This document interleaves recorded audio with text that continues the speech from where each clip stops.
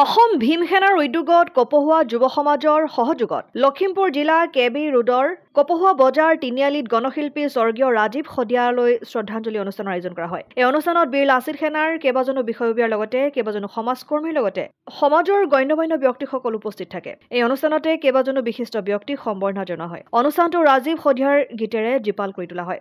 অনুষ্ঠানত অসম ভীম সেনাৰ সভাপতি সম্পাদককে ধৰি কেইবাজনো বিষয়ববীয়া উপস্থিত থাকে।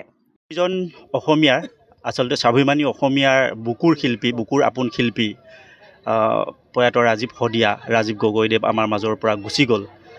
অসমীয়া জাতিৰ সংকটৰ সময়ত যেতিয়া অসমীয়া জাতিয়ে নিজৰ ইতিহাস পাহৰি গৈছে, যেতিয়া অসমীয়া জাতিৰ কৰ্ম সংস্কৃতি পাহৰি গৈছে, সেই সময়ত কিন্তু জাতিক জগাবৰ কাৰণে ৰাজীৱ শদিয়া আছিল আৰু ৰাজীৱ শদিয়াই গান গাইছিল। আমাৰ শ্ৰদ্ধাৰ ভূপেন হাজৰিকাদেৱৰ মৃত্যুৰ পিছত ভূপেন হাজৰিকাদেৱৰ পদাংক অনুকৰণ কৰি যিজন শিল্পীয়ে আচলতে সেই ভূপেন হাজৰিকা যোৱাৰ বাটেৰে বাট বুলিছিল, সেই শিল্পীজন আমাৰ মাজত তেখেতক হেৰুৱাই আমি অতিকে মৰ্মাহত হৈছোঁ। আৰু আজি ভীম সেনাই ইয়াতে তেখেতৰ শ্ৰদ্ধাঞ্জলি অনুষ্ঠান খুব সুন্দৰভাৱে আয়োজন কৰিছে।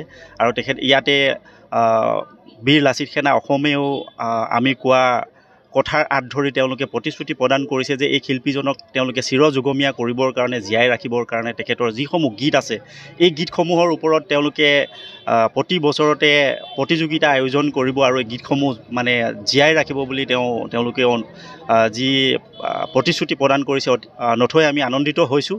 কিন্তু এইখিনিতে আৰু এটা কথা আমাৰ বেয়া লাগে, কেতিয়াবা আমাৰ এই যিজন জনতাৰ শিল্পী, আচলতে আচল শিল্পী তেওঁ, গায়ক বহুত থাকে।